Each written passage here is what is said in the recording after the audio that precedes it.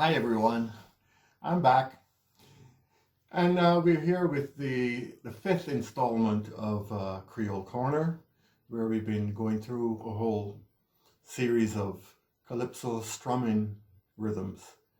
And the different calypso strums we've done so far, we started out with the tinene, or banana strum, and then we went to the postman strum, named after Eugene Phillips, a famous guitarist from the 70s. We did the temne strum, which is a very sexy kind of sensuous calypso strum that sort of connected to the rhythms that they use in the Saraca traditions in Trinidad, temne. And then we did the kalenda strum, which is a very aggressive road march kind of rhythm that's played with the stick fighters used to urge them on when they do battle, and the kind of rhythm that would be used in the carnival processions, and which evolved from the can brûlée processions, which were part of the early carnival. So we have 4 strums on our belt, and hopefully you would have had chance to practice a bit with your guitar or your ukulele or your quattro, and or just to tune in to find out a little more about calypso music and the way it's put together, and in particular the importance of the rhythms to create the different moods and feelings and the different dances that we love so much. So today we're going to do the new one, and it's called the Conga strum. Why the Conga strum? Because it's related to the instrument, or Cuban instrument, that was adopted, and it's popular all over the world, but was adopted by Caribbean musicians early on. And they come in pairs of 2, sometimes 3. So these 2 drums became very popular, playing all kinds of Cuban music, conga music, hence the name, and rumba, and of course the son and salsa and songo, merengue, and different types of music that became popular in the middle of the 20th century in the Caribbean. And of course calypso.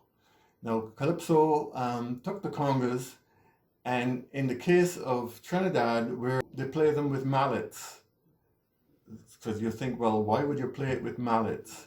Well, the steel bands that became popular in the 1940s and 50s, growing out of the percussion ensembles that would accompany the carnival revelers, the tambu bamboo orchestras or the tambu bamboo percussion ensembles. People beating all types of bamboo of different lengths, and also hitting, biscuit tins and any kind of metal containers that they could use. They use these to create the rhythm for the carnival dancers. And in the 40s, with the advent of the steel drum and the availability of the steel drum in Trinidad, these instruments all of a sudden were cast aside, and people discovered they could make notes from the steel drum. So the steel drum became the instrument that we know today as a result of this creative process of experimentation and finding how you could make notes and explore a whole new world of music making by the creation of this new wonderful instrument called the steel pan. And so that happened in the 40s, but as people played the music with the percussion and the lead instrument, the pans playing the melodies and the chords and whatnot, the steel orchestras grew bigger and bigger, hence the need to make louder percussion. And that led to the transition from using your hands on the congas to using mallets, where you could get a much louder, and you could play longer and not get tired, and create a new set of, or evolved a new set of rhythms that accompanied the steel drums. The steel drums percussion section is called the engine room. So this engine room gave us this rhythm, this conga drum rhythm, which we use on the guitar. And how does that rhythm? It's kind of forward leaning, it's relentless, it's aggressive, but it's not really aggressive actually. It's more uplifting and celebratory. So it picks you up and moves you forward in a wonderful ecstatic way. And it does that by basically emphasizing the upbeats in the bar. So when you're fanning and you're doing you're running like this with your hands, you're creating the same action when you fan. When you play the drum, you're doing like this. So, how do you create the upbeats? Well, the downbeats are the ones with your lead hand. So 1, 2, 1, 2, 1, 2, 1, 2, 1, up, up, up. Bum, bum, bum, bum, bum, bum, bum. But you're still moving all the time, so you get the action is even. Bum, bum.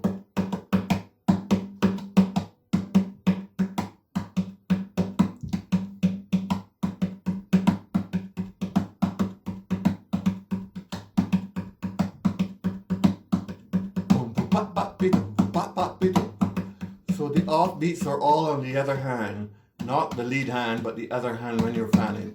And when you're playing the guitar, it's the same thing. So you've got the down up up up up down up up up down up up up up down up up up down up up up up down up up up. So you're emphasizing the upstrokes within the 2-beat bar, which is made up of 8 eighth notes. Beg your pardon. 1, 2, 1, 2, up, up, up, down, up, up, up, down, up, up, up, down, up, up, up, down. So it's the last downbeat that you emphasize in the bar.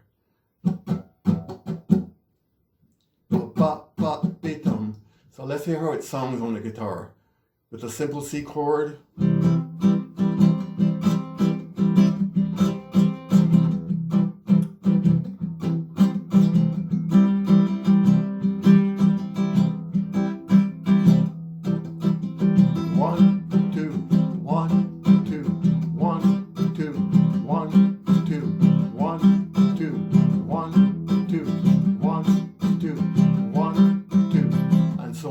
So you're getting that nice, and then you can speed it up once you get comfortable with the fan end and the articulating the rhythm properly. And it's all about articulation and clarity in your playing. So you want to make sure that you represent the rhythm the way it's supposed to be and not vary it, don't socarize, like I said before. Just get into the rhythm as it's articulated and represent it as best as you can. So, and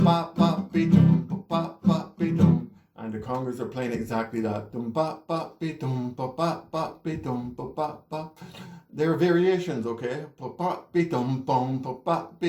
And so on. So don't worry about that for now. Just stick with the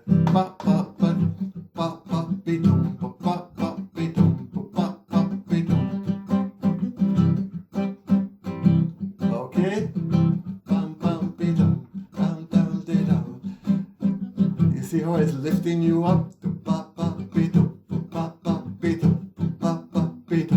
And so on. Each bar is a link in the chain, and you want to get that chain moving nice and even down and keep it flowing, keep the rhythm articulated well, and all of the possibilities will start to occur to you in your head. But keep that rhythm and get familiar with the rhythm so it's well established. 1, 2, 1, 2, 1, 2, 1, 2. Yeah. Remember what I said about the hand? And it's squeezing. Squeeze. Squeeze. Da-da. Bam, bam. On the fourth sort of downbeat. 1, 2. I. Down, down. And so on. So, all day, all night, Miss Marianne, down by the seaside, sifting sand. Strings on a banjo can tie a boat. Water from the ocean can sail a boat. DJP was bacchanal, the whole idea was carnival. Oh, dancing to and fro, to the rhythm of a red hot calypso. And they're singing all day, all night, Miss Marianne, down by the seaside, sifting sand. Even little children love Marianne, down by the seaside, sifting sand. Ayo, bido bo bido be ba.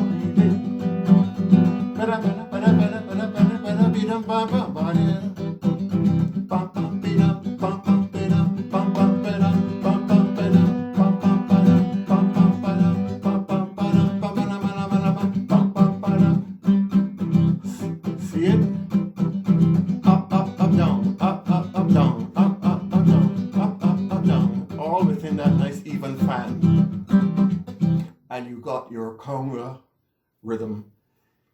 And that's a wonderful road march, carnival dance and rhythm that'll pick you up and carry you for hours.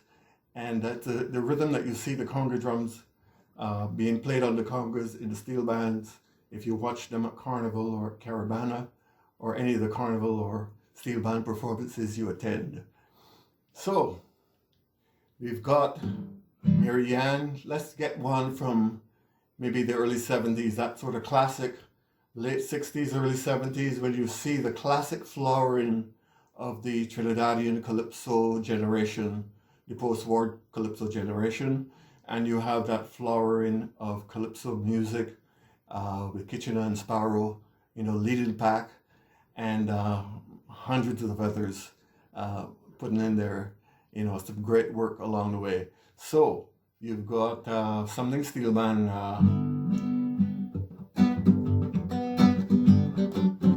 I'm using bar chords now with a G bar chord, a D9.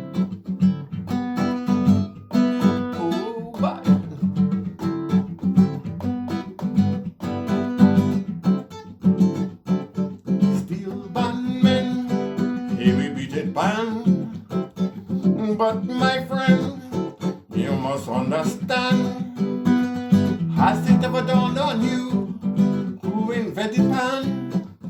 I'd like you to join me and offering tribute to this man. Oh Lord, everybody wondering about the steel band stuff.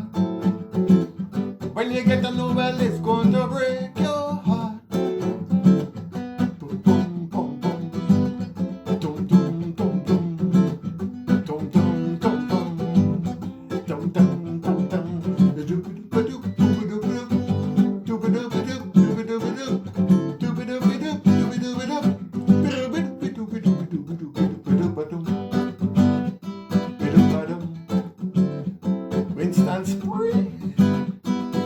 So them fellas like Ellie Manette, Anthony Williams, and so many more gave us the wonderful gift of the steel drum. And this music we call Calypso, steel band music Calypso. Conga strum. Bum bum be dum, bum bum be dum, bum bum be dum, ba ba dum be dum, bum ba dum, bum be da bum be bum, bum ba dum. Oh yeah, oh oh. G, D7, G, or you can keep the open first string all the way.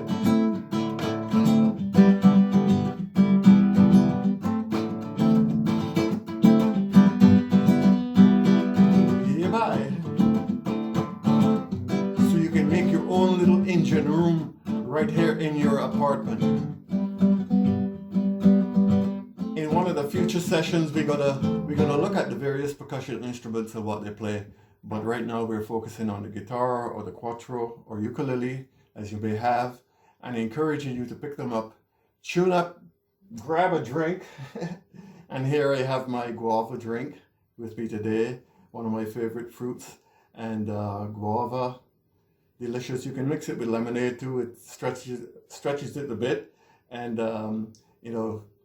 what can I say? It's delicious. Too good. So we've talked about the banana or tinene strum, the postman, temne, kalenda, the road march, driving aggressive rhythm. And now we have conga, which is another road march, not as aggressive, but more uplifting and celebratory and ecstatic. And coming next time, we'll work on some more Latin flavored rhythms, rhythms that have come over into soca as well. We'll try to recap as well the older stuff we've done. If you haven't seen the posts, go back and check them out. And please subscribe to the channel, like the video if you enjoyed it, and hopefully we'll see you next time. So take care, stay safe, and look forward to the next time we get together.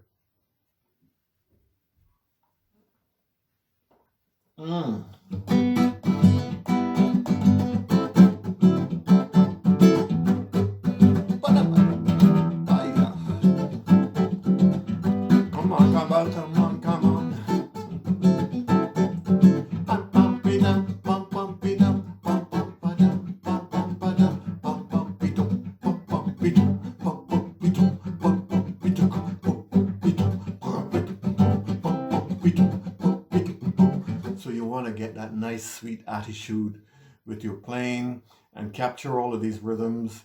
You know, work on the rhythms, get the character, bring them out, draw out the flavor in each one so you get the sweetness. But hey, I say stick with your guitar, stick with your quattro, keep that sweet, beautiful Trinidadian dialect that everybody loves so much. It's the sexiest accent in the world. Why would you want to get rid of it? So keep that within the flavor of your music, of your calypso music, and in the flavor of your soca music. And we'll see how that works out.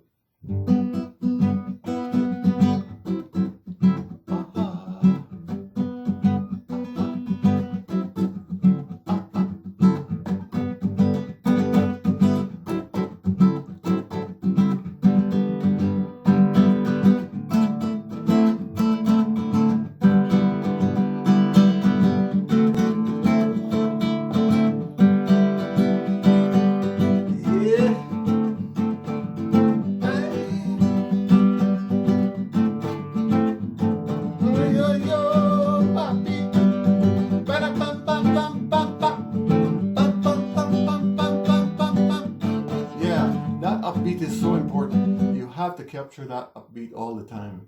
And if you do that, you'll get that wonderful uplifting feeling that the rhythm gives you. Conga. Enjoy.